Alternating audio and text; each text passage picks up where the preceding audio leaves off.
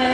भगवान की आंखें, भगवान के नेत्र, भगवान की कथा, जिससे जो हम सब भक्त हैं उनकी कथा से, उनकी सौंदर्यता को देख करके हम वशीभूत हो जाते हैं। तो कथा में आते हैं और कथा में आकर के संकीर्तन में बैठ करके भगवान की सौंदर्यता और उनकी कथा को जब सुनते हैं, स्वभाव को सुनते हैं और उनकी लीला चरित्र का श्रवण करते हैं, तो हम भगवान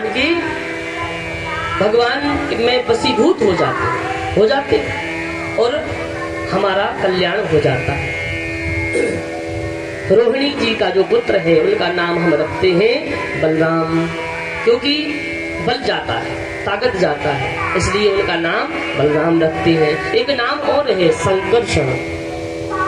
अब यशोदा मैया ने कहा, बाबा हम तो बूढ़ी है गए, बूढ़े ठीड़े है गए, 60-70 वर्ष के हो गए, हम कहाँ बोल पाएंगे कृष्ण, बड़े कठिन नाम है।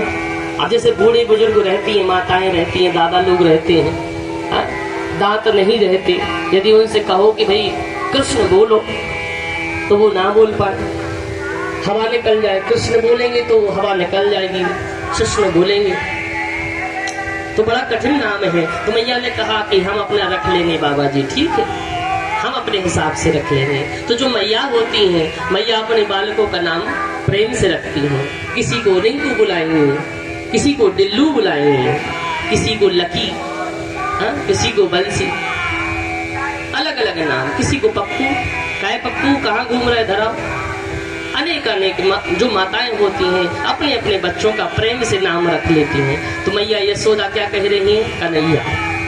एक नाम रख लिया मैया ने कनवा, एक नाम रख लिया कान्हा, ऐसे छोटे छोटे मैया ने नाम रख लिए। अब कौन कृष्ण बोले? भगवान ने अनेक लीलाएं करी।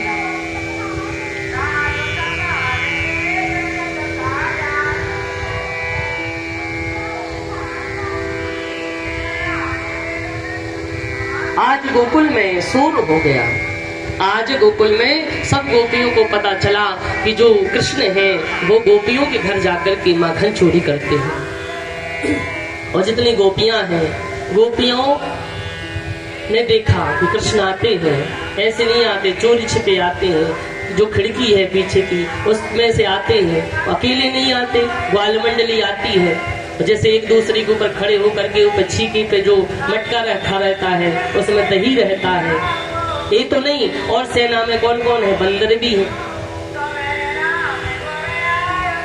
बड़ी बड़ी जो सासू के जमाने की जो मटकियां हैं उनको फोड़ देते हैं प्रभु, और माखन लेते हैं प्रभु, खाते हैं, खुद तो खाते हैं, ग्वाल वालों को भी भगवान माखन खवाते हैं, बंदरों को भी माखन खवाते हैं। ये जो गोपियां हैं ये देखती हैं भगवान को, कहीं छुप करके देखती हैं भगवान की लीलाओं को कि वाह कितने प्यारे हैं प्रभु। देखो भगवान के पास तो नवलख गाय थी, बहुत गायें थी, उनके पास थोड़ी ना कमी थी दूध दही की, माखन मिश्री की, बहुत था। लेकिन भगवान उन गोपियों के चित्त को, उनके मन को चुराते थे।